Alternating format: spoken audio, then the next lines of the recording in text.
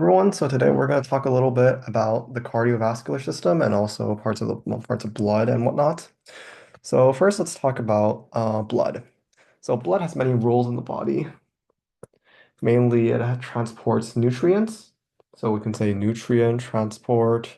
Also, we can include in the list hormones, waste products. It regulates pH, ion levels, and temperature, and has defense. This is against damage, which I guess you can call fluid loss. Think about bleeding, pathogens, and toxins. So blood is a sort of connective tissue. This contains platelets or plasma, cells, and then platelets. I guess you can call it that. So the cells in blood are red blood cells and white blood cells. White blood cells. And then it has extracellular matrix, which is plasma. And then the extracellular proteins include plasma proteins.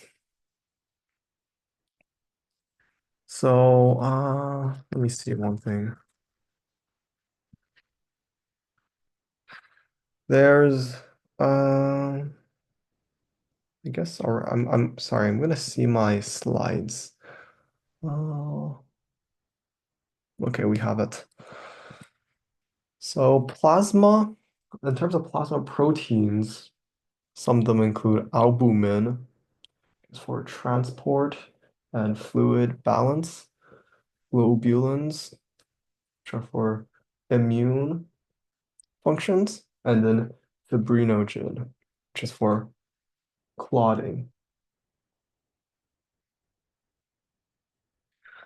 And then the non-protein components kind of just mixed in with the other extracellular components.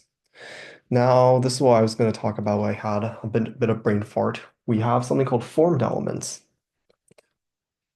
These are elements that help that are part of blood that helps out and carry out various functions. And formed elements include white blood cells, red blood cells, and platelets, which have various function in whatever they do. Now, there's a good exam question that I saw earlier that I'll try to pull it up right now. Give me a second.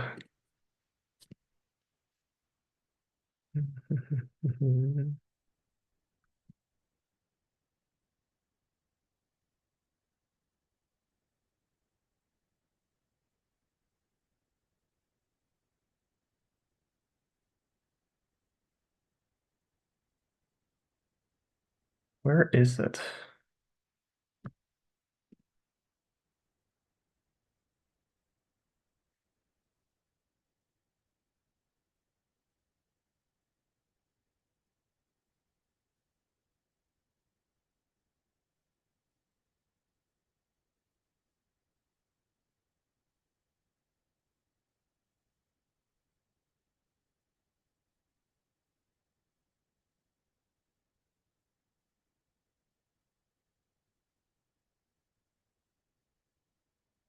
Sorry, please give me a second.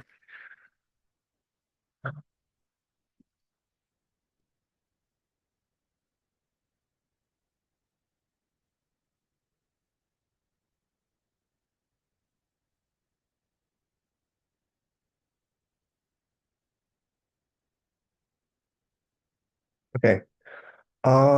So formed elements, there's also a definition of blood cell, which includes red blood cells and white blood cells. And what's important is platelets are known as fragments of cells. So not full cells. And I guess that's kind of key. Platelets are fragments, not fully. And one thing, something you can do in testing, which for health reasons and also for just general medical purposes, is known as a complete blood count. The number and distribution of formed elements and measures of red blood cell health. Now, this includes two things, mean corpuscle hemoglobin and mean corpuscle volume, which measure red blood cell maturity and size. I guess I should write that out. Mean corpuscular hemoglobin, mean corpuscular volume. And then the cell count itself,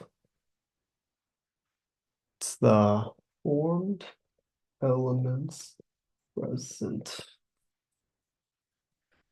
And then there's also hemocrit, which is the packed red blood cell number. Red blood cells are unique because they have a biconcave shape, which means they're kind of like sickle shaped. They lack a nucleus and lack mitochondria or other organelles. So the first reason for the biconcave shape allows it to be stackable and flexible. Lack a nucleus and other stuff allows for more space for O2 storage. Now, red blood cells, their structure is that they have four globulin chain. Well, they have hemoglobin, which allows to them for them to carry a oxygen. So one hemoglobin is composed of four globulin, four heme units, and four Fe2 ions. And each one of the heme plus Fe2 is equal to one O2, carry one O2 molecules. So this would have four O2. You can carry four O2 at once. Now there's many different uh, ways of measuring uh, red blood cell disorders and such. And yeah, hemostasis is a process that can limit or prevent blood loss. And this includes phases of clotting and whatnot. So the first thing, I guess one thing you should know is, let's say you have a vial of whole blood. If you prevent it from clotting, anticoagulants, what you're going to get is you're going to see that the formed elements, the red blood cells are going to be down here, and then you're going to see a tiny layer of white blood cells and whatnot, and then you're going to have platelet plasma. But this is with anticoagulant, and then without anticoagulant, it's going to clot all the way down in the bottom. This is just going to be clot, and then it's going to be serum. So fluid after clotting. And hemostasis, the way of recovering from blood loss or damage, is in three phases. The first one, I guess you can call it VPC for an acronym. First phase is vascular phase. This allows for a contraction in blood vessels, and you have increased endothelial stickiness. What it means is, let's say you have a blood vessel and you chop it, now that you split it in half, it's gonna kind of compress onto itself and contract, and then it's gonna get stickier trying to heal. And the second one is the platelet phase, where platelets occur to plug the vessel. They plug in and they basically just attach in here and attract and become activated. Activated platelet change shapes and secrete chemicals. I guess we should say secrete chemicals to recruit other platelets. And yeah, in doing so, this is a positive feedback loop.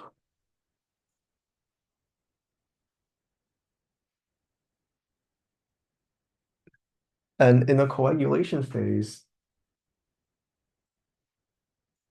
fibrin builds around platelets, making a clot.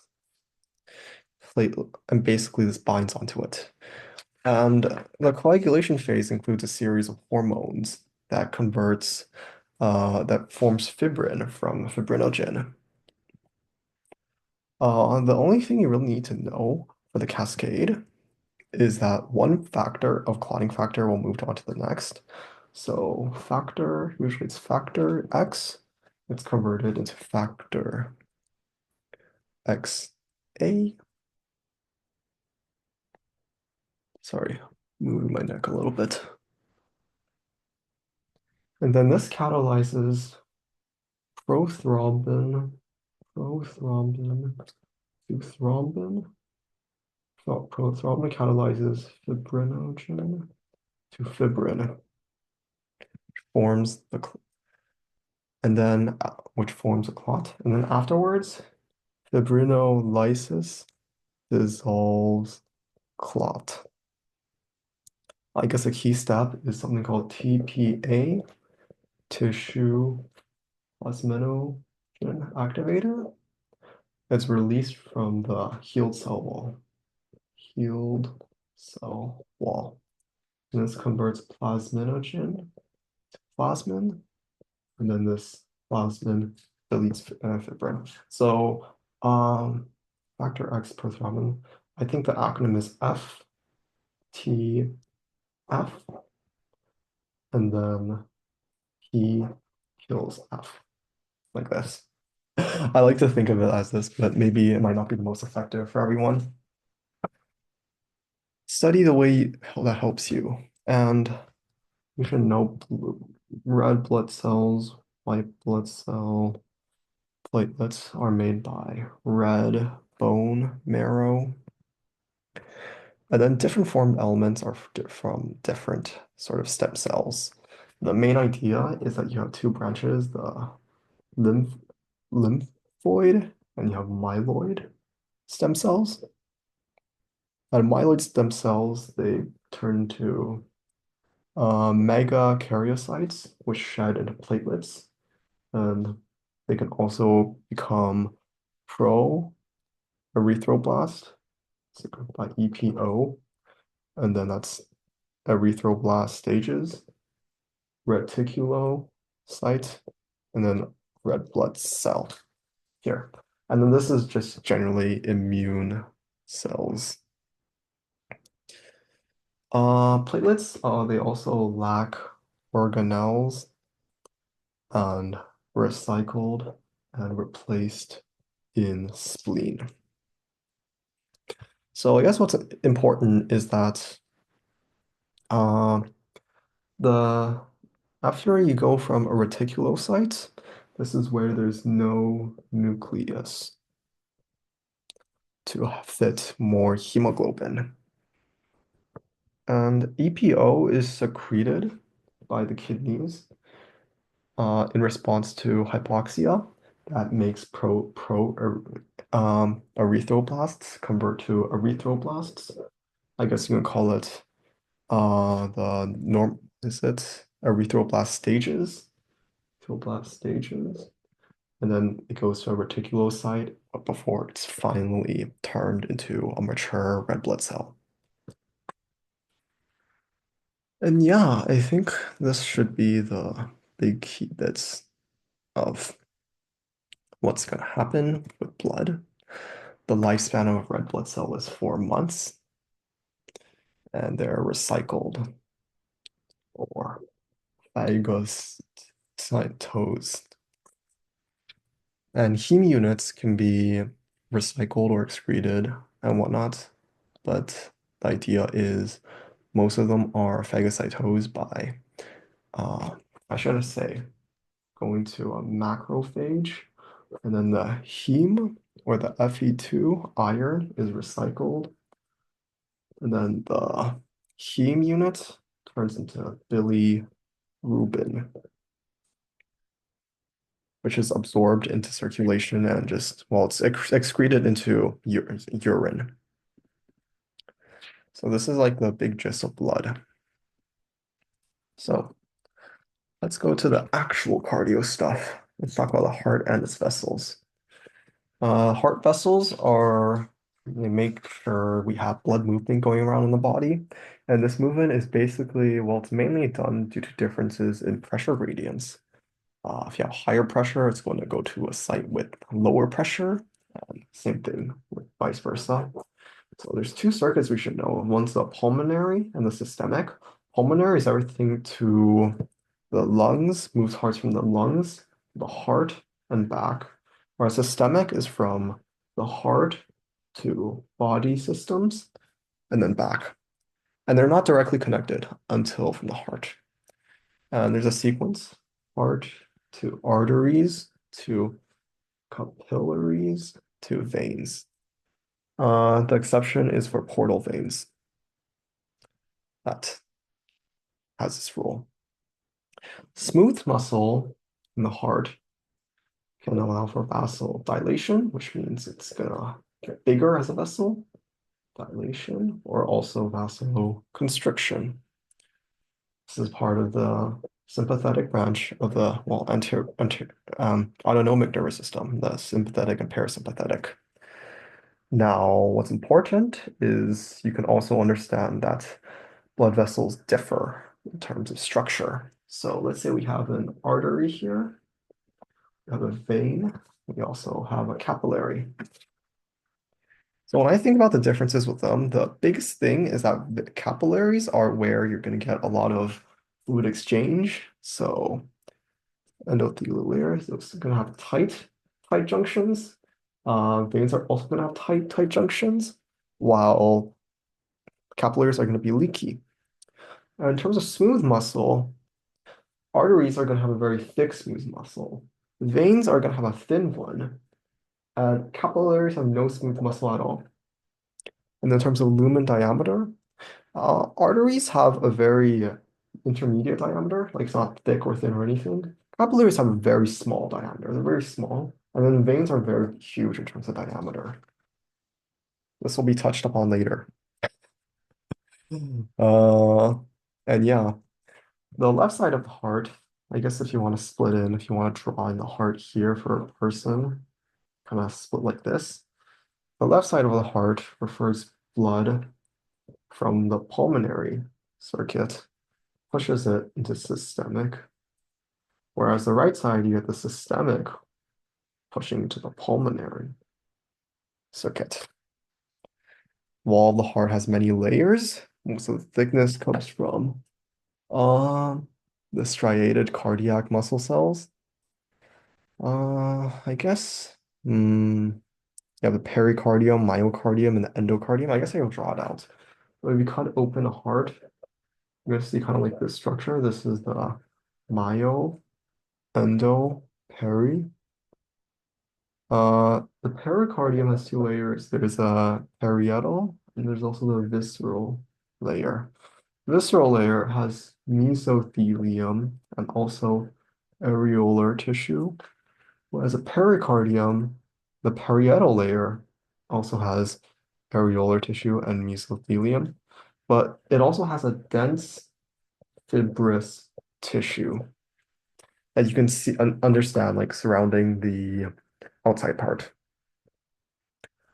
And myocytes in the myocardium are striated, but they differ in ways compared to skeletal muscle. They have high number of mitochondria and they're connected by gap junctions. So let's say gap junctions, high number mitochondria.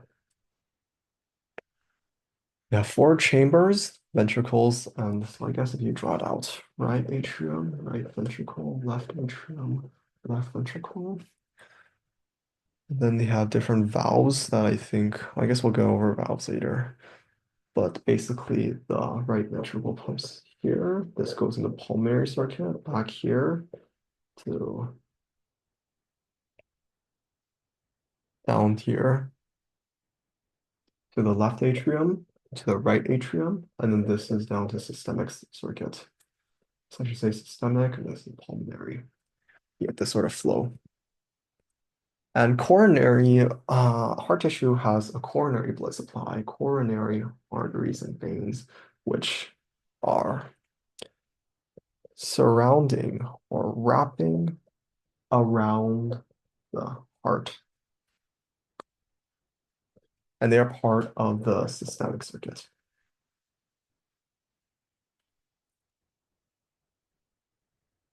In addition, you have to understand that during the pressure gradients, well, okay, I guess now it's the time. There's two different valves in the heart. Uh, well, first, I guess we should label the diagram. There's a diagram called the Uyghur's diagram, which you should know the different pressures associated.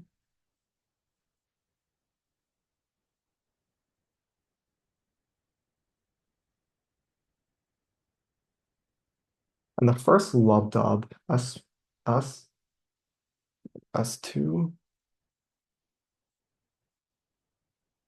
there's a lub and a dub. The first heart sound you're listening to is the beginning of ventricular systole. And then the second dub is basically the ventricular diastole that you're about to see. So what would be around when you see this bump and this bump? Valves control the flow of blood between chambers. So there's two sets. We have atrioventricular valves and semilunar valves. So atrioventricular separates the atrium and the ventricles. So right artery, right ventricle, left artery, left ventricle. So we'll have atrioventricular.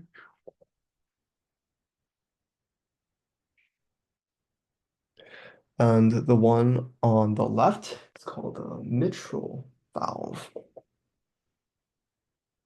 And the one on the right is the tricuspid. So you can think that it goes from order 3 and 2, because one on the left is also called the bicuspid valve. And the semilunar valves include the pulmonary artery, pulmonary vein, and then the aortic valve. Well, I guess it's a pulmonary valves for the case there. Pulmonary and aortic valves.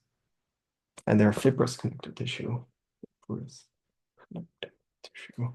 They respond in they open and respond to pressure gradients. And when heart valves close, backflow of blood is prevented. I should say the lub dub first is AV, and then it's the SA valve. So SAV valves are going to open during ventricular, I guess SA valves are going to open during ventricular diastole. And then during ventricular systole, you're gonna experience AV valves opening. And there's also such thing as the conduction system. First, go from the AV node up here. They lack neuromuscular junctions. They have myogenic excitation, meaning that the excitation is spread throughout the muscles of the heart. 早点睡觉，你干嘛？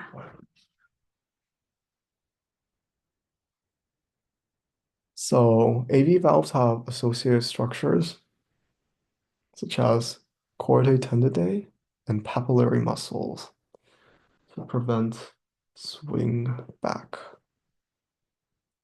in the AV valve. So I guess like if I were to draw it, kind of look like you have these like muscles here, just in the middle of the heart,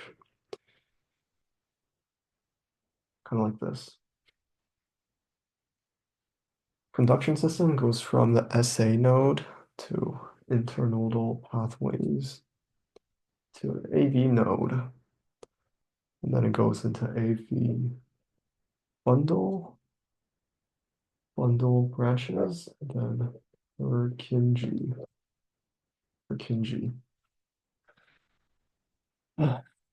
So yeah, the two sides are also not symmetric. You know that right ventricle has thicker wall than left. So this is thinner, sorry, thinner. This is because the left ventricle needs to pump more stuff. And great vessels, systemic circuit are larger and thicker than pulmonary circuit. So yeah, pressure gradients and stuff is also changing. We'll have to do it.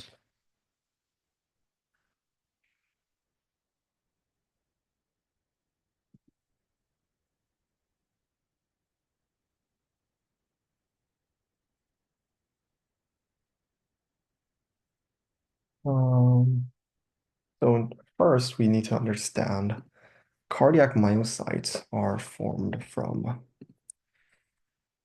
branching mononucleate cells called myofibrils that contain myofibrils. But cardiomyocytes are different. Although they're striated, um, they usually only have one central nucleus, have a branched structure, much smaller or shorter, only 0.2 millimeters long. Compared to them, they also have, compared to myofibrils, like myocytes, cardiac myocytes have reduced T tubules, sarcomast and sarcoplasmic reticulums, and lack NMJs.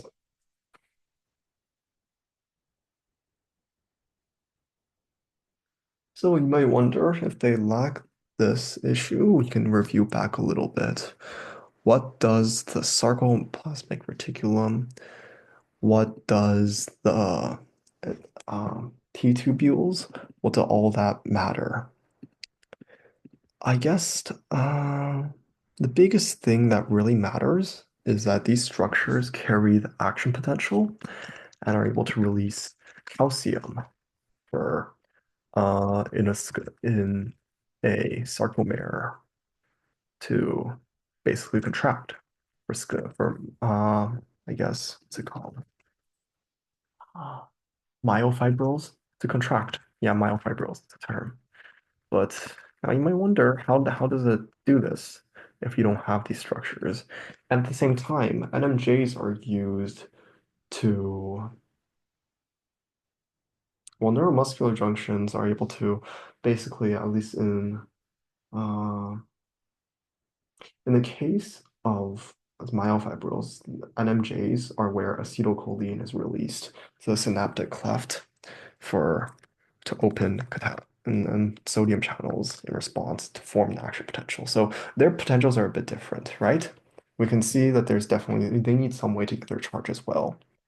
So instead, cardiac myocytes form something called a functional syncytium, which is a link by intercalated discs and gap junctions. Gap junctions allow ions and that thus membrane potential to flow between cells, and intercalated discs link plasma membrane of two cells. So you can understand that they can act as one big unit, as like kind of like one big cell. I'll repeat that again. Intergalactic disks link the two membranes of two cells, whereas gap junctions allow ions to flow in between the two cells. And cardiac myocytes have an action potential. They have a very weird shape though. Instead of our traditional shape, they have a plateau phase. So where we would have the depolarization and then the repolarization, this has a plateau phase. These action potentials are slower, and this is because they have an L-type voltage-gated calcium channel. They have a long length of opening, also long length of closing. So what's going to look like is that if you go to draw the graph out, initially we're going to have Na channels open, and here you're going to have Na channels close, but over here you're going to get calcium open, and then we have uh, calcium channels close, and then here we're going to have the possibly potassium channel open for the depolar repolarization. But the idea is that because influx of Na makes it more positive, the second it's getting negative, it's well, the potassium channel and the sodium channels opening makes it depolarize and more positive. Having calcium in there as well could also maintain this positive charge. And the contraction cycle also involves, and so yeah, this just makes it extend longer.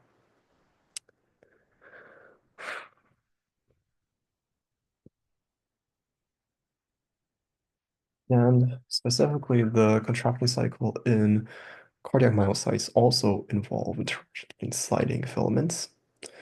What's key is there's exciting EC coupling in cardiac myocytes involve calcium-induced calcium release. This means is calcium enters cytoplasm from ECF, and then the calcium triggers release of more calcium from cellular stores. I guess you can say sarcoplasmic reticulum. The different role is because of different receptors. In skeletal muscle, we have mechanical coupling, where a voltage leads to the opening of a DHPR receptor, and then DHPR pulls the RIR, in the sarcoplasmic reticulum, releasing calcium, whereas in cardiac myocytes, we have biochemical coupling, where calcium flows through DHPR and triggers the opening of RIR rather than pulling it, and the same effect releases more calcium. So to summarize, in skeletal muscle, the voltage created by the action potential is spread through the DHPR, which pulls the RIR mechanical coupling, and this RIR, opening of the RIR, releases calcium from the sarcoplasmic reticulum, whereas in biochemical coupling in cardiac muscle cells, cardiac myocytes, the calcium binds to DHPR. It flows through DHPR into the cytosol, and this attaches onto, it triggers the opening of RIR, opening more. And because of the duration, cardiac myocytes cannot produce tetanus, so more tetanus. So tetanus is defined by repeated contractions in myocytes.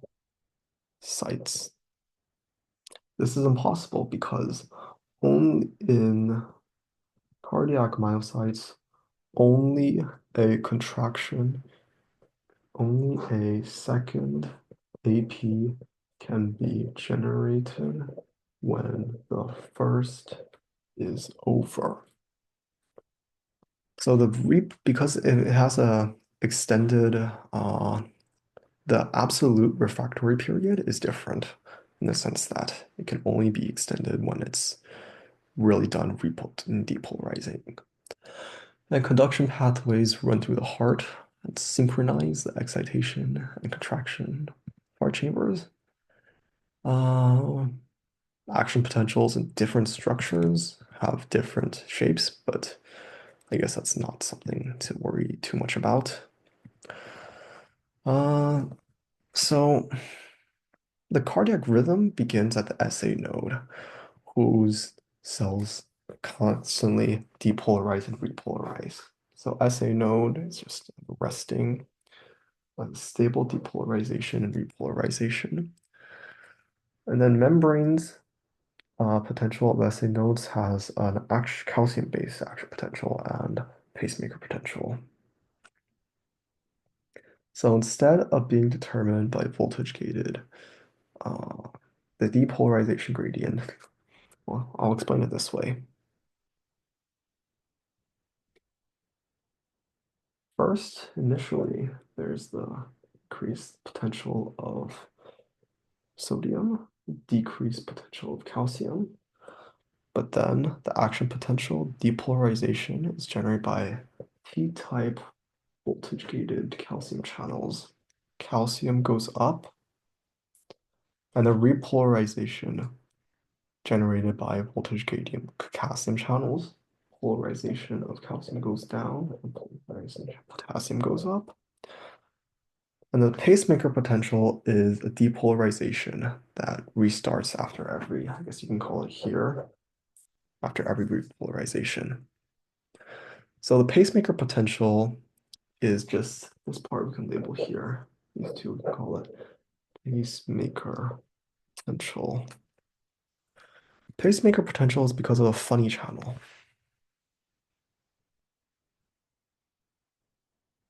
And this is done through hyperpolarization. After hyperpolarization, a funny current flows through the cardiac myocyte. And then this funny channel allows only Na to enter when hyperpolarized. Basically, it's what's saying is after kickstarting, well, the memory potential of SA node cells, specifically SA node cells, they involve a calcium-based action potential, but the how it starts is going to be based off of sodium. You still need sodium to initiate it, but this pacemaker potential is done through uh, what's it called? Hyperpolarization. It's a channel through these funny channels. So funny channels only open when the membrane is hyperpolarized, allowing Na to enter. And changes in heart rate are mostly due to changes in the pacemaker potential, which is a funny channel.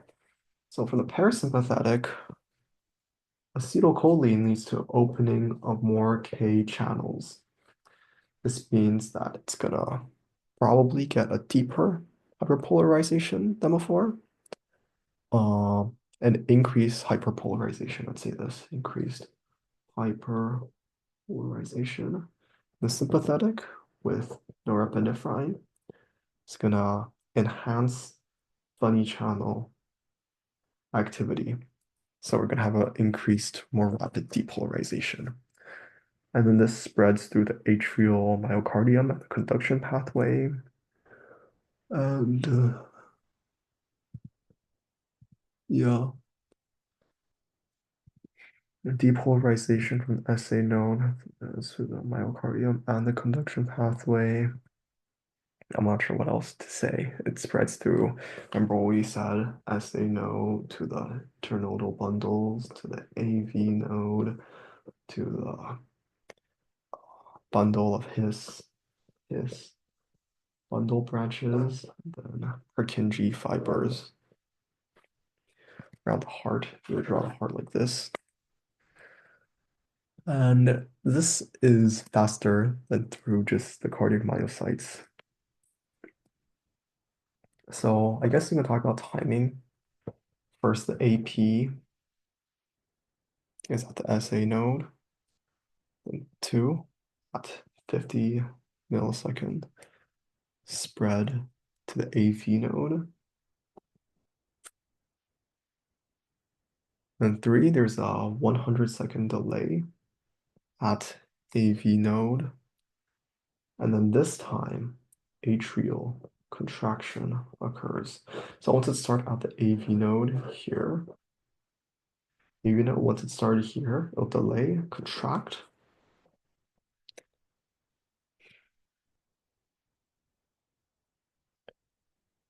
And this is because AV node has fewer gap junctions, slowing down AP transmission.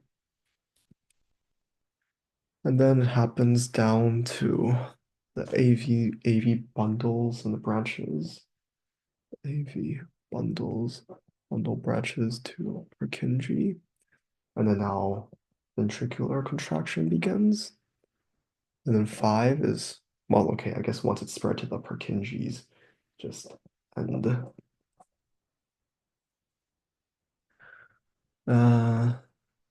The geometry also means that the apex of the ventricle, the edge of it, is going to be spread between the base like this. And this allows for efficient emptying. Something about geometry. You also need to know something about reading waves. Wave after wave after wave, and then ECG. First, you have the PQR. You can measure this, I guess. PQRST. So the PR, there's a QRS complex, and there's a PR interval, and then there's also a QT interval. So I guess if you want to trace it, the P wave here is going to be atrial depolarization. This is also when the AV node is, the thing is charged to the AV node. The PR interval here is when it's spread to the AV node to the bundle. P bundle. And then this dip, I think I drew it better. I think I draw it better. For this dip here, the is Q is ventricular depolarization. Then QRS is completing ventricular depolarization. And this is the QRS is large because there's many myocytes all depolarize simultaneously. And the T wave is repolarization of ventricular myocytes. And then you could have different, I guess, kind of different patterns that are issues. You can have sinus arrhythmia. So this means that interval it's vary. This includes premature atrial contractions, tachycardia. I guess one thing is tachycardia is a high heart rate. And then bradycardia is a low heart rate. The way is, I think you can think of Tom Brady as an athlete, and athletes would generally have bradycardia just because of how their body is adapted to a lot of exercise and stuff.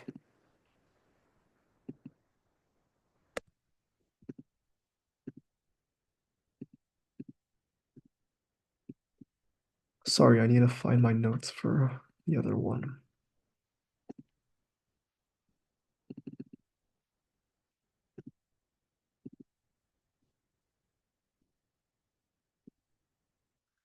Okay, now let's talk about the cardiac cycle and cardiac output.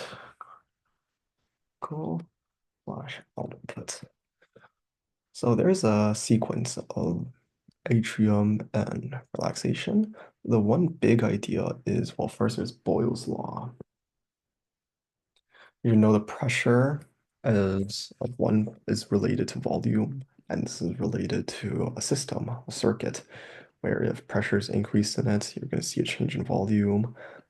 If volume is increased, you're going to see a change in pressure, whatnot. If you want to imagine, you can maybe imagine a pump. If you reduce the volume, you're going to increase the pressure inside the pump. and vice versa.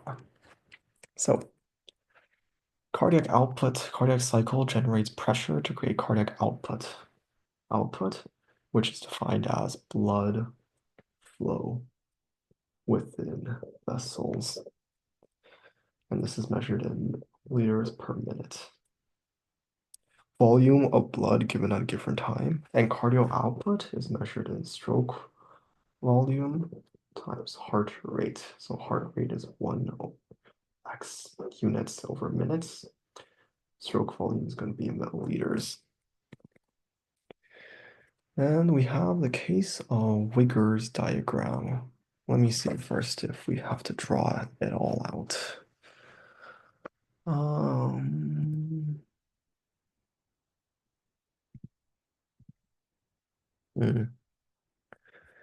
I suppose we do have to draw it all out. That's gonna be very tiring, I guess. For me, for you who are listening, for everyone. But let's bear with it. So,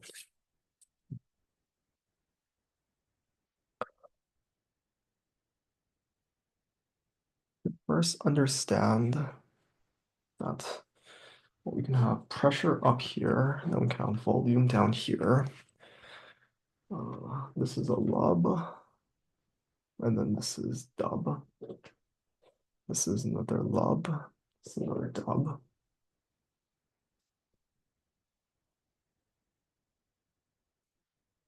So in the ECG, we're going to see like the lub dubs are going to be lub. The dub is going to be around here. Lub, another lub, and another dub. Remember, lub refers to atrial contraction, and then ventricular contraction, ventricular diastole and atrial diastole. Let's see.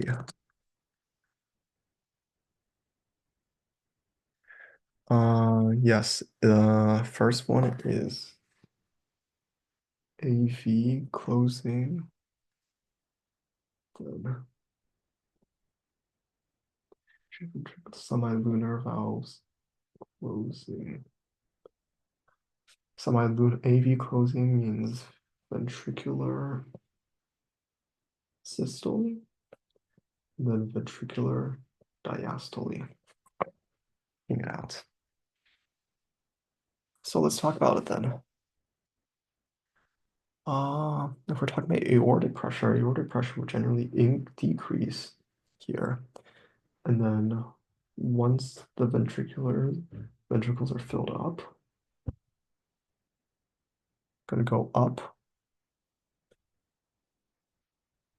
And then there's gonna, when the AV valves are open again, it's gonna increase again and go down. Same thing. This is aortic pressure. And now let's talk about atrial pressure, I guess. First, atrial pressure goes up when blood's moving in the atrium, and then now the AV valves are opening, I should say. It's gonna go down, and it's gonna go back up a little bit.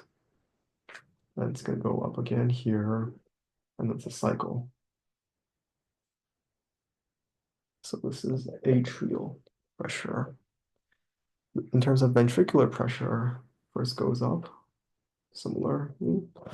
Remember, the first lub is the mitral valves closing.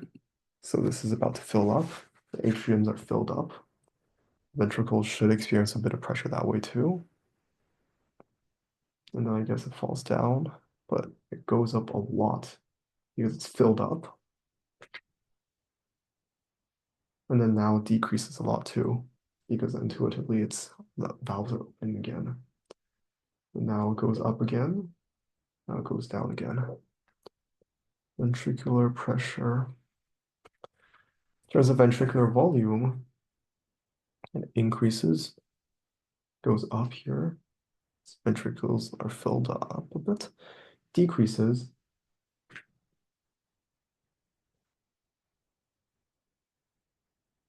And then now it's going up. Now it's going to go up here, up again, then decreases again. Then increases ventricular volume.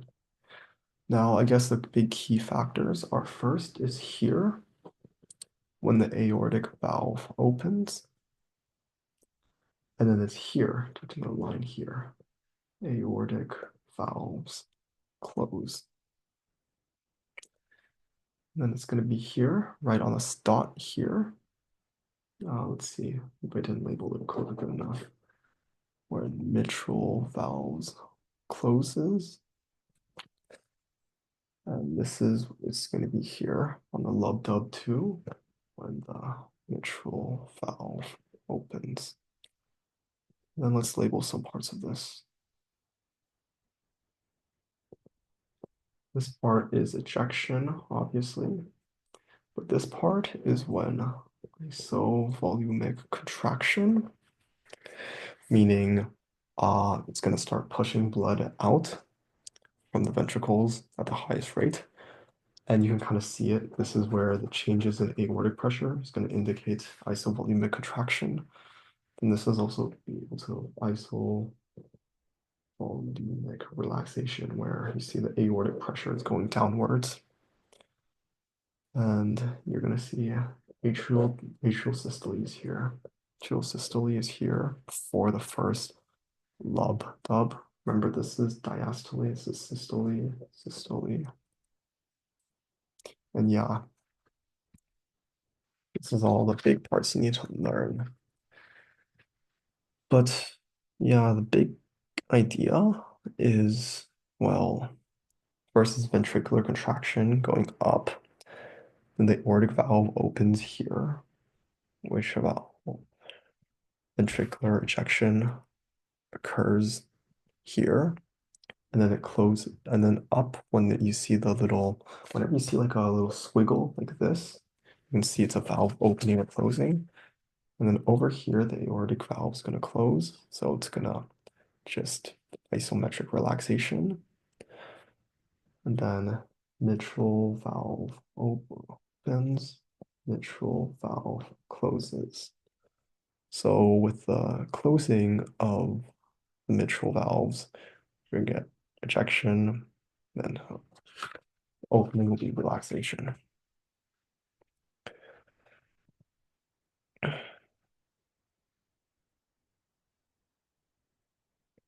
So it first begins with ventricular and atrial diastole. We have passive filling. Uh,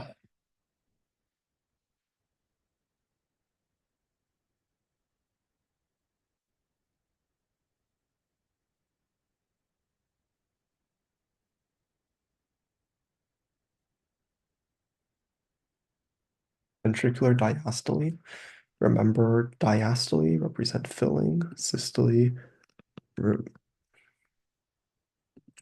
refers to contraction. So you can think diastole refers to the ventricles being filled up.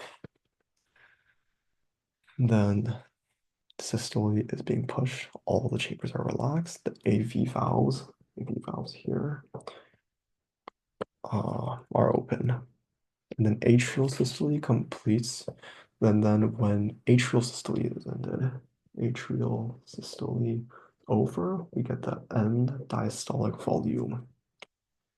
This means the ventricles are filled up and diastole is over, basically. And then this leads to isovolumetric contraction and volumetric ejection. So let me find it. Isovolumetric contraction occurs. Did we label it before? I wish I can print it out, but if we were to label it again,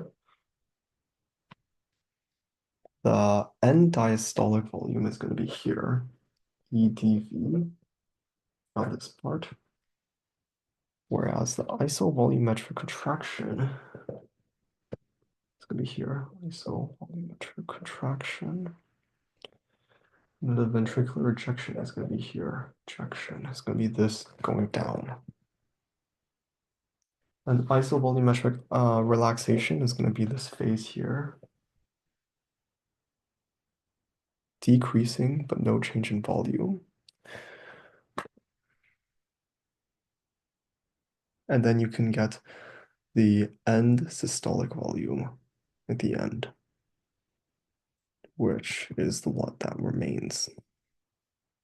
Many factors affect the overall cardiac output. First is preload and afterload. Preload, the amount of blood entering the atria. Let me see if there's an afterload is amount of blood leaving atria. I guess let me find something actually. I think there might be a better slide to describe what this might mean.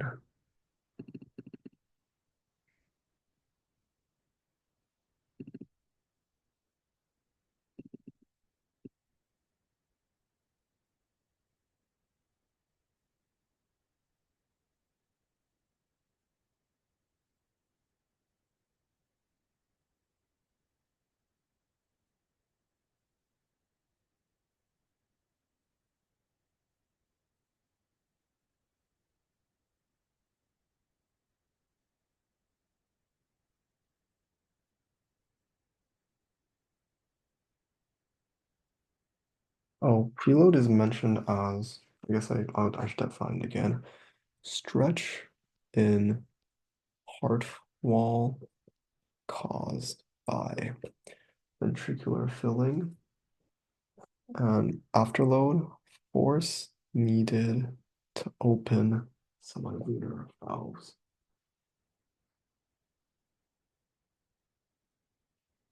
So increase in end diastolic volume means increase in stretch, and stretch optimizes sarcomere length. Increase in vessel pressure means an increase in afterload. It's the amount to open the semilunar valves. And there's also the term contractility, the force produced during contraction.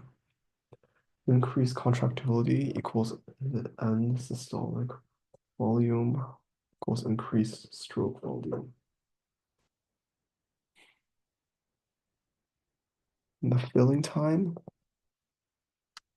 yeah, these are just some general factors, I suppose. Let me see what else.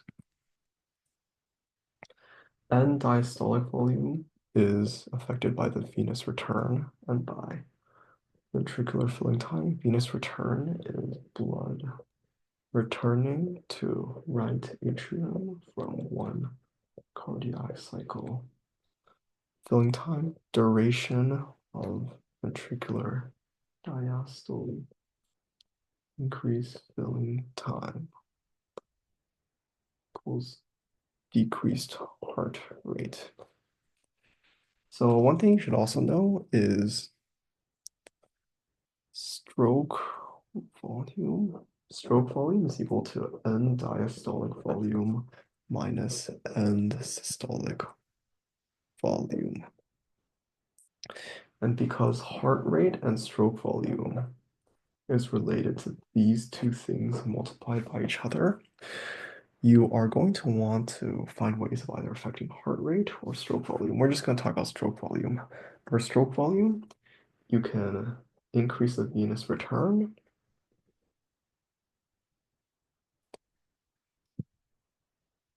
SV increases. And you can increase the amount of preload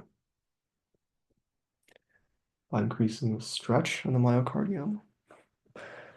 You uh, can increase the amount of contractility. You can also decrease the afterload. The afterload would just mean whatever is in the heart at the end. I guess we can talk about this Frank Starling law. Preload is really key. Amount of stretch, heart wall due to volume in the ventricle.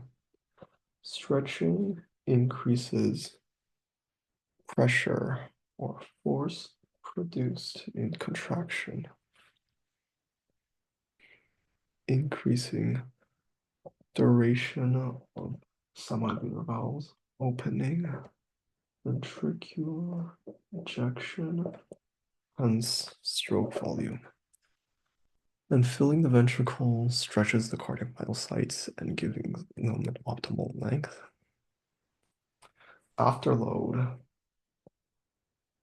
the amount of force the ventricle needs to generate to open semilunar valve. So you want decreased afterload for less pressure needed to generate it. And contractility is the amount of force produced given the contraction of preload. Force produced during contraction given preload. Afterload is affected by resistance in blood vessels because a semilunar valve will only open when the ventricular pressure exceeds pressure in its artery or aorta. Contractility refers to the amount of force produced at a contraction at end diastolic volume, and contractility is affected by sympathetic and neuronal hormone activity.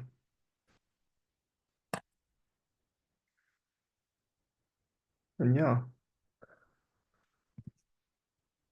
let me see what else we have to go over. We can also talk a little bit about exercise. Cardiac output can be increased during exercise for many reasons. You need more oxygen, you produce more waste products, and to maintain thermal homeostasis. And it's proportional to the intensity of the exercise. Heart rate is affected by certain hormones and anterior nervous system functions. So, for example, the SA node, we have beta adrenergic receptors. During exercise, you have sympathetic activity, norepinephrine release from SA node, and increased epinephrine from adrenal medulla. And heart rate increases are primarily due to a reduction in diastole, but this is only a minor effect.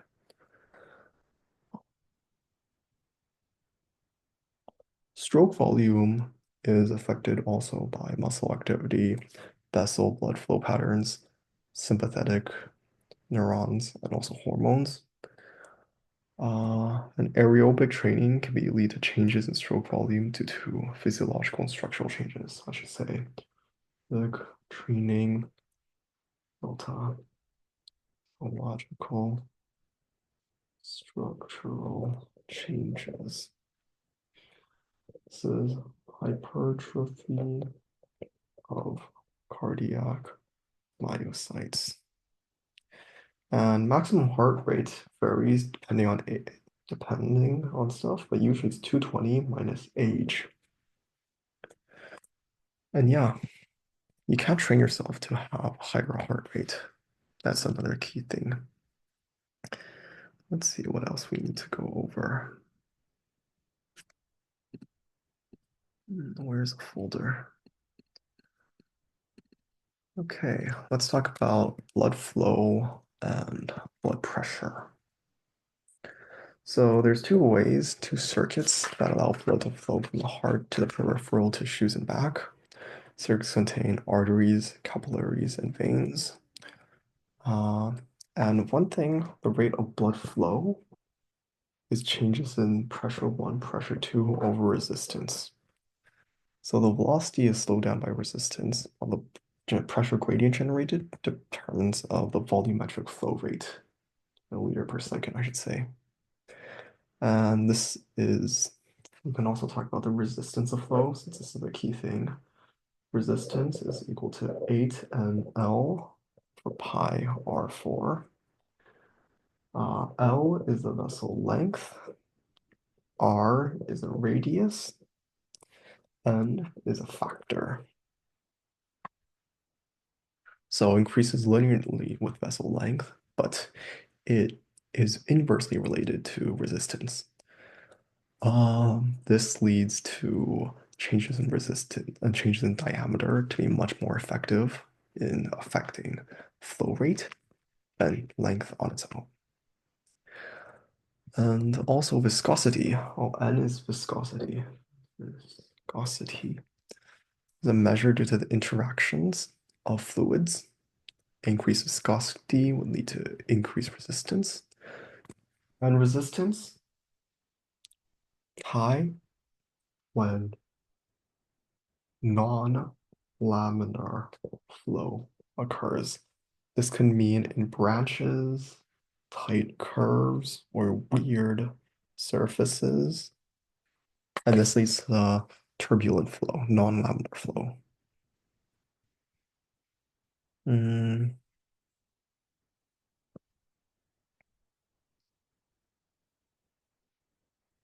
blood vessels and lumen diameters also um, adjust accordingly to muscular and elastic arteries. Generally, muscular arteries more smooth muscle, whereas elastic arteries have elastic tissue. And then arterioles have a tunica media, no tunica externa. It's just some fun facts about anatomy. I guess we can call it that. If they are fun for you. Anyway, sorry, let me check something.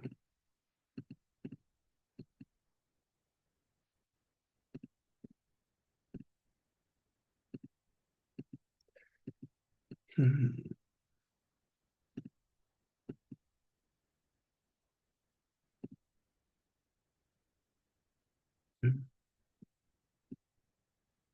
Arterial pressure also changes with fluctuates with changes in pressure in a cardiac cycle.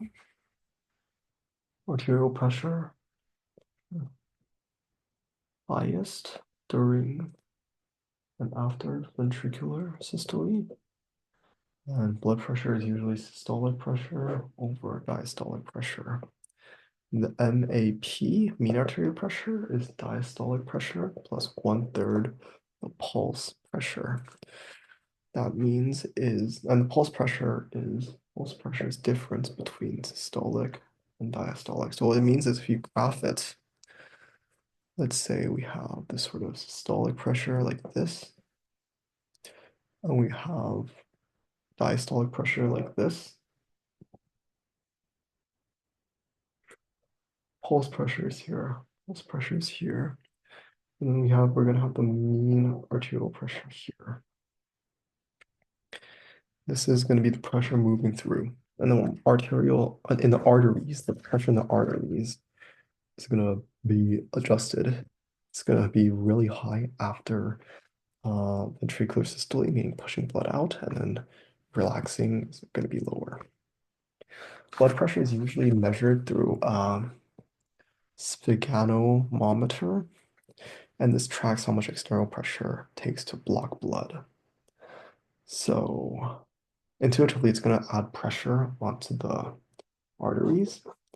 And what doesn't hear a sound, a flow, that's going to be the first signal. And that's going to be the signal for systolic pressure. And then after, when it starts reducing the pressure, once it hears blood flow is back, then, well, sorry, it's going to block it, and then it's going to slowly reduce it, and then until to the point where they can hear pressure, that's going to be called the systolic pressure. And then they're going to block it again until you cannot hear the pulse. That's going to be diastolic pressure. So imagine it's like the things you have on your arm. It first presses down, and then so it's going to have no blood flow, but then it's going to relax. And then once it relaxes and it's finally able to hear a pulse, then that's going to be the measurement for systolic pressure. And then it's going to go, and then it's going to like basically grasp onto your arm again to the point where you cannot hear the pressure. And this is when diastolic pressure over cuff pressure. And this is when systolic pressure and cuff pressure. And that's just the way you gotta see it. Elastic arteries help buffer the pulse pressure and then reduces the variability. Uh, Elastic arteries buffer pulse pressure, reducing variability. This has a bit of recoil, and the pulse pressure declines as it passes through a series of circuits. Usually blood pressure is just going to always decline from arteries to veins and vena cava and whatnot. Pressure reduces every time, and the highest drop off is the arterioles have the highest total resistance to blood flow. And the cross section of all, the interesting thing is if you look at the diameters actually, you're gonna see that in terms of total cross section, this is total, and this is gonna be diameter. Capillaries don't have a big diameter, but they have a huge cross section. And this means that uh, they are gonna have much resistance. Velocity of blood is higher in arteries, and because of this, because of what we see with the resistance, it's going to be highest in arteries. I'm going to say this is pressure, this is diameter, and this is going to be, this is uh, velocity. It's going to be really high in arteries, super low in capillaries, and then it's going to increase again to the veins and venules and vena cava. So although the pressure declines, the resistance and cross-sectional area also declines. So the blood velocity is also increased. And these factors are affecting blood rate are also correlated. Cardiac outflow pressures affect blood flow affects venous return affects cardiac output. One thing is also we should talk about is gravity. Gravity can oppose or enhance blood flow according to the location of vessels. So let's say if you're trying to push arteries to the heart and to the head, you must generate enough force to overcome this force by gravity down here. And similarly, well, if you have arteries in your leg, they're going to have a support from gravity as well. So in your limbs, you have valves prevent backflow due to gravity. So they're kind of like, if we're gonna move down, they have these like little ladder-like structures. And they're less common in the torso in the upper body. It's more so in the limbs. This is because torso has less distance to travel to the heart. And they're not really present in the head at all. Skeletal muscle contractions help valves pump blood towards trunk. This is by skeletal muscle can contract onto the veins, helping push blood up or down or left or right.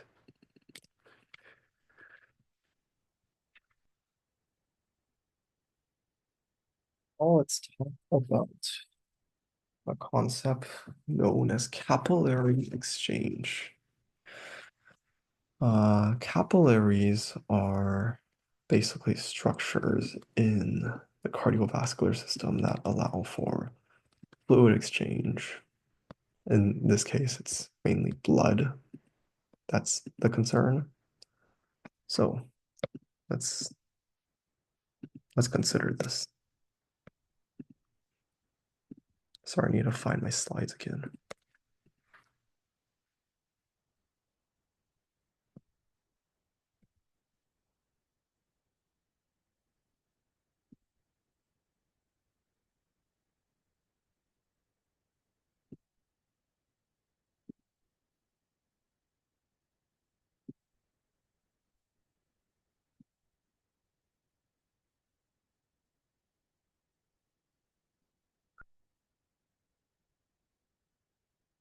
I'm thinking, honestly, we could also, maybe we can separate the sections a little bit. I don't know, going through one hour or 2 hour-ish rant about stuff is might not be the best in terms of pacing. Anyways, capillaries form networks known as capillary beds. These connect arterioles, say an arteriole here, to a venule. And these are in between, they have something called thoroughfare channels. And arterioles and anastomosis control flow.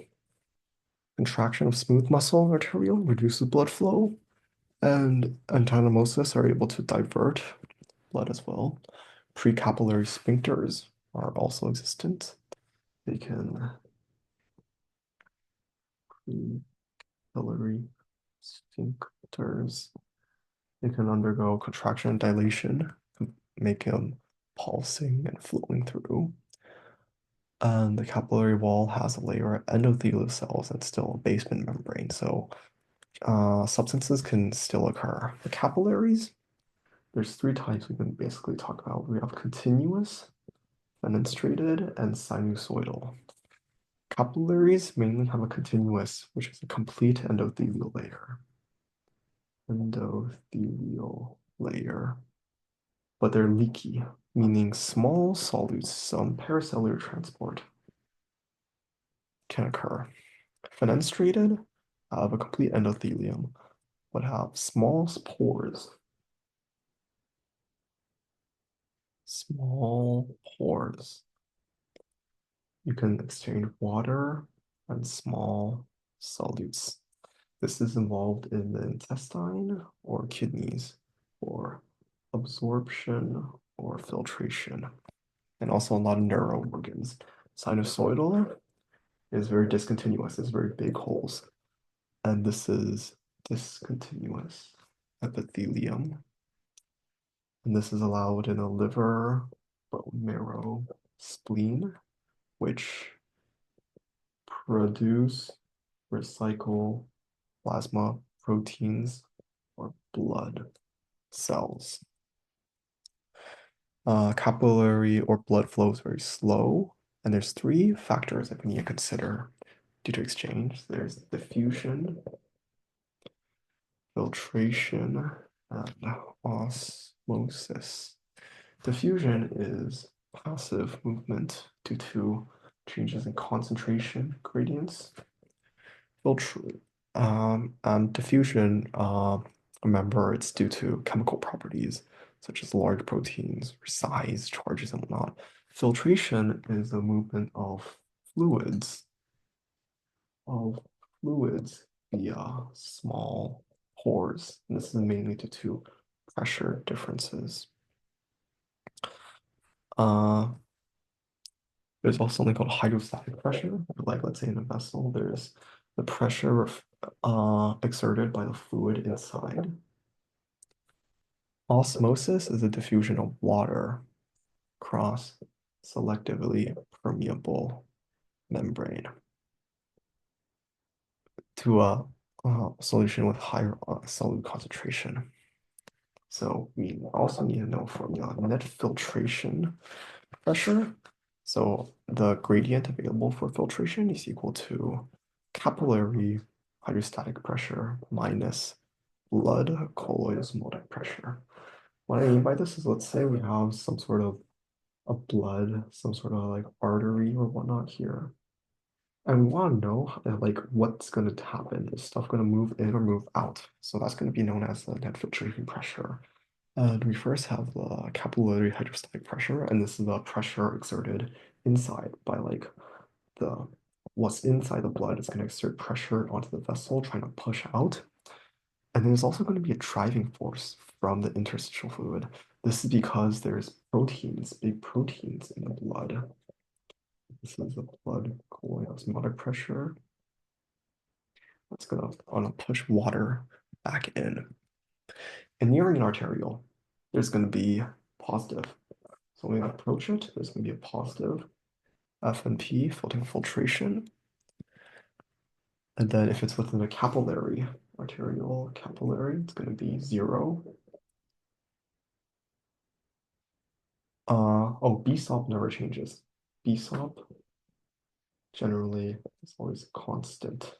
So it's always NFP that is changing, or CHP. It's changing. It's relatively high, and it's reduced if because filtration has already occurred. This is because of resistance, and also because there's less fluid remaining. And there's negative FNP here, and a venule, favoring reabsorption. Reabsorption is not always complete. Excess goes to the lymphatic vessels. And around 3.6 liters is recycled through lymphatic pressures. And these changes can alter, leading to differences in NFP, which can have different effects. So you're going to have recall of fluids. This is when NFP is a negative number. This is due to a decrease in blood volume, increase in blood osmolarity, and this is increased reabsorption from ISP. So let's say you have a lot of blood loss, you have a lot of blood in your system, and you're going to need water to just at least let fluid back, just to at least make yourself feel whole. You don't want to dry yourself up, right? I guess that's not a good analogy, but that's kind of the case, I suppose. And then in the opposite direction, if NFP is positive, too positive, net filtration pressure, you have edema. This is due to plasma proteins leading to low CHOP. Is that also CHOP? Oh, BCOP. BC. Blood called BCOP. BCOP. And then we have increased filtration into interstitial fluid and increased blood volume.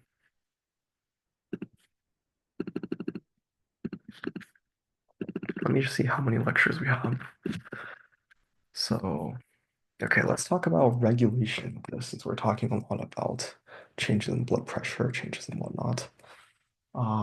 Blood pressure affected by the volume and the resistance across all vessels. So the autonomic nervous system leads to vasoconstriction using vasomotor fibers.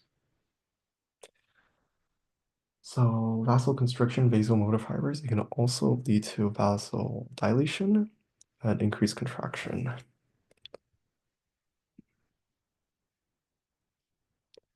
Mean arterial pressure is by homeostatic processes. Blood pressure is sensed by baroreceptors. These are found for pressure. Baroreceptors refer to pressure. This refers to within the carotid sinus, aortic arc. So I remember I had a mnemonic for this. It's pig, actually. So I don't know why, just like the aortic corroded. I don't, where was this analogy from?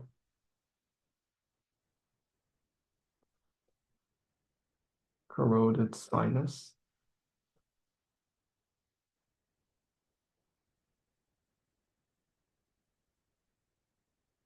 Oh, the arc is the back then. Okay. I need to think about it later, but corroded sinus aortic arc. And these neurons are sent to the neurons sent to medulla oblongata. So the pressure, so I should say there's sensor integrators and effectors. So the sensor are found using baroreceptors. The effectors, really medulla oblongata.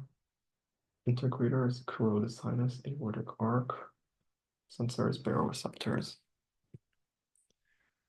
And they're integrated with the cardio inhibitory center, cardio acceleratory center, and the vasomotor center. The factors for short-term alteration are the heart and blood vessels. So in terms of the heart, cardiac centers in the heart, I should say, cardio inhibitory and cardio acceleratory centers drive changes in cardio output due to changing activity in nervous system inputs to SA node of heart and myocardium. Vasomotor center drives changes in blood vessel diameter. Ooh. Increased metabolic demands can also lead to changes in the chemical composition of blood. Well, I guess I should repeat this a bit first. Autonomic nervous system regulates vasoconstriction through vasomotor fibers.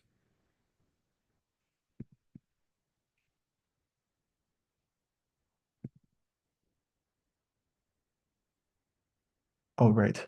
Another thing that can happen is changes in the sort of what's it called?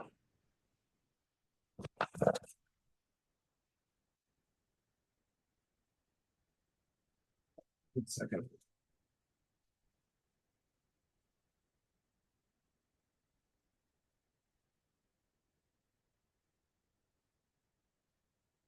Organizing notes that I collected off. Or at least stockpiled a little bit. I have to throw them all out, but it is how it is. Anyways, metabolic demands also leads to stuff such as decrease PCO2, increase PCO2, and decrease pH. And what happens is these are going to lead to stuff in the chemoreceptors. This is due to brain carotid bodies, aortic bodies. And in contrast, it's from here, it was carotid sinus, aortic arch. Oh, I get it now. Carotid sinus means the nose, and the aortic arch is like the rest of the pig. I remember the mnemonic. It's really silly. So if there's an arc for the nose, that's corroded. And why it's corroded? Well, it's because it kind of looks like a C. And then the aortic arc is going to be the arc from the back there. Anyway, I have a really weird way of remembering it, but and the corroded bodies and aortic bodies, uh, these are found in within the heart. This is also integrated into cardiovascular monitoring centers.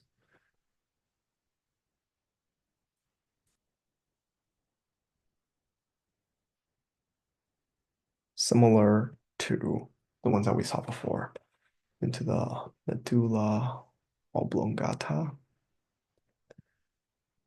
And this drives changes in cardio output through ANS inputs to SA node and the vasomotor center changes in blood vessel diameter in vasomotor fibers.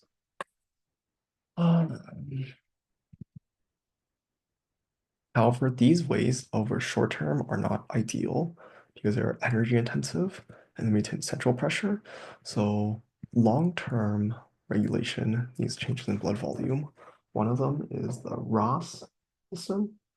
Renin, for low blood pressure, renin is secreted by the kidneys for, well, a ROS system is by renin, and the other one is EPO, erythropoietin, also by the kidneys for RBC production during hypoxia. So renin system is first renin is secreted by the kidneys into the blood stream.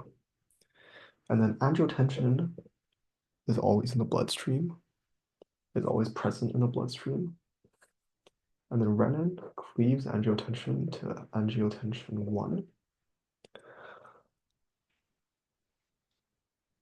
And then angiotensin 1 enters the lungs where ACE, angiotensin converting converts angiotensin 1 to angiotensin 2. And this has short-term and long-term effects. It has vasoconstriction in blood vessels and acts onto the hypothalamus for thirst. So just vasoconstriction plus thirst. And then, angiotensin affects the adrenal glands for these effects. And it also produces aldosterone. Acts onto kidneys, which acts back onto the kidneys. Oh, it also secretes, it also acts onto the secretion of ADH. Aldosterone is for salt retention. ADH is water retention. So I should say aldosterone, Na plus, and water. Because if you're moving Na, you're also moving water. Then ADH, only water retention. And the long-term response to high blood pressure, well, another EPO just acts upon the bone marrow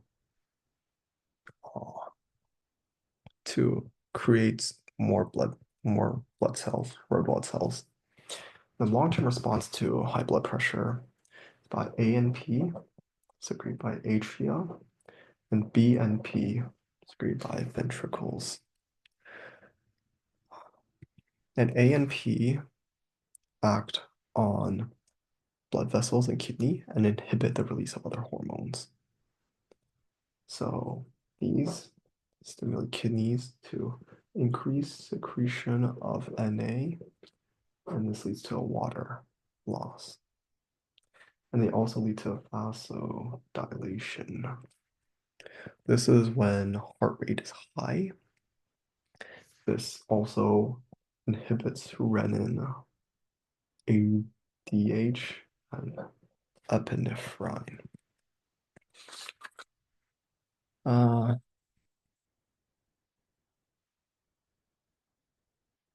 Major blood loss is a really big challenge, and to maintain homeostasis, the body needs to compensate for it somehow. And short-term responses involve neuroreflexes, so short-term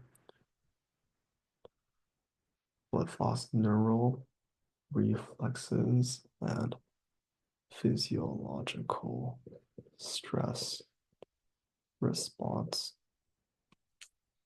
This leads to vasoconstriction and whatnot. In the medium long term, you're going to need ways of recalling fluid in medium term. Recall of fluid long term, you're going to need EPO or red blood cells, also renin or ROS system. The hypovolemic shock is when 20% is lost, and you'll have signs of circulatory shock. With vomiting, cold, hail, etc. Sweat, thirsty, and whatnot. Now, let me see if I have anything. Do we have anything else to discuss? Oh, we have to discuss control within and uh, control blood flow within tissue. So, as well as being monitored globally in the entire body, you can also monitor that locally. So we have arterioles and pre-capillary sphincters. Remember, blood vessel diameter has effect on blood vessel and also resistance or flow rate. So we have intrinsic regulation, which is located in the local environment. This is metabolic regulation, immune, myogenic. And vasodilation through regulation can occur to decrease O2, increase A, increase CO2, increase potassium. And this all directly leads to relaxation. So I guess a good acronym is CHOK, COHK, COHK. And the idea is all the increase except O2. Decrease in O2 is going to lead to relaxation. Vasodilation can also increase through paracrine factors, crime factors. Oh, we're all talking about dilation here, by the way. Paracrine factors, including NO, because NO reduces CA, entry from smooth muscle. And then increasing it will lead to angiogenesis. Vasoconstriction through auto-regulation, constriction, has two pathways. One is called the myogenic, the other one is paracrine. So myogenic is basically whenever a pressure is increased, the artery is stretched, and the smooth muscle responds back by contracting. Smooth muscle responds to stretch by contracting, increasing resistance.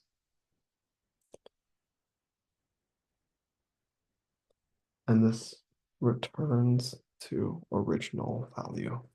During the paracrine, you secrete endothelins. This maintains baseline vasoconstriction. Extrinsic factors are also present. Extrinsic factors involve neuronal regulation, hormonal regulation.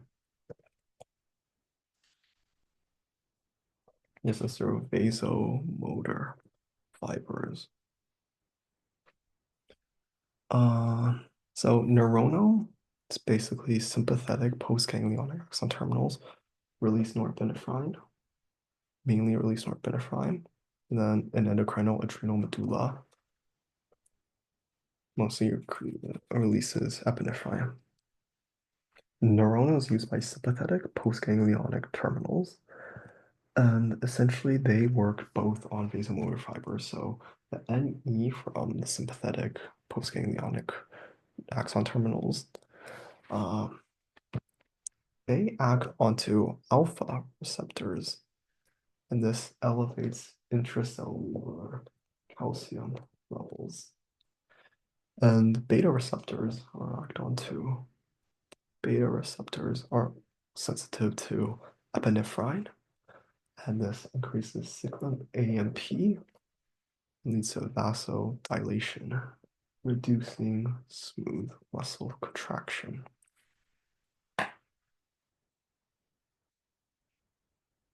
So again, alpha 1 receptors elevate intracellular calcium, leading to vasoconstriction, and this is done through norepinephrine, whereas beta receptors increase in cyclic AMP, leading to vasodilation and supplemented to epinephrine. Epinephrine can also lead to vasoconstriction or dilation. And yeah, this depends on the different sorts of receptors, and the exact patterns of blood flow depends on the organ system that is in specific case. During exercise, metabolic activity increases, and this leads to chemoreceptor reflexes. So for skeletal muscle, case one, skeletal muscle, intrinsic over extrinsic, leading to auto regulation.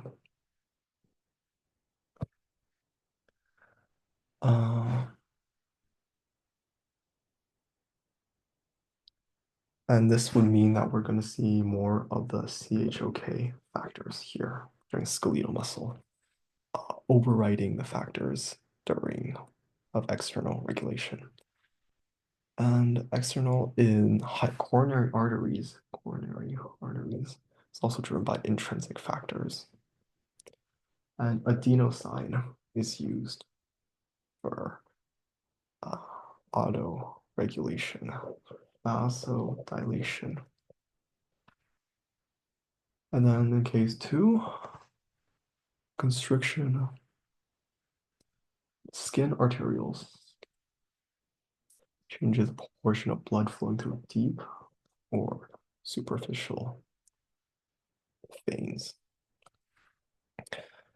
And arterioles, and these are innervated by sympathetic fibers. Blood from skin is collected by superficial veins, and hence vasoconstriction and whatnot helps reduce and change temperatures. And this is regulated by the central nervous system for thermal homeostasis. These are getting from temperature control centers by hypothalamus. So this is a case of extrinsic over intrinsic, and we would see the effects of vasomotor fibers. And yeah, let me see what will be the specific example.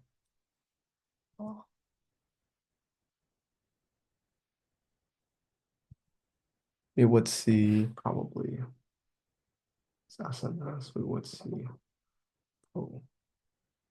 sympathetic and parasympathetic nerve fibers. Sympathetic nerve fibers do epinephrine, whereas acetylcholine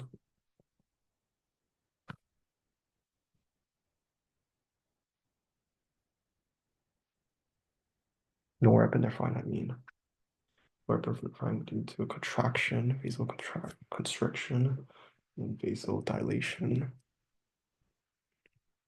And then in case three is erectile tissue. It's going to undergo vasodilation, driven by parasympathetic fibers, releasing NO. And this leads to smooth muscle relaxation, allowing to flow with erectile tissue. And there's a specific pathway for it. So NO diffuses through the smooth muscle plasma membrane. And two, NO activates guanylate cyclase, producing cyclic GMP. And three, cyclic GMP leads to decreased calcium inside smooth muscle, leading to relaxation, muscle dilation. And four, NO broken down. Cyclic GMP removed by PDE5. So if you were to inhibit this PDE5, you would not remove cyclic GMP, and you would just like basically have the effect of Viagra, prolonging the erectile tissue or erectile function. And yeah. Next time we're gonna go over the respiratory system, but I guess today was a pretty long talk and we went over cardiovascular, so I guess we can call it a day. See ya.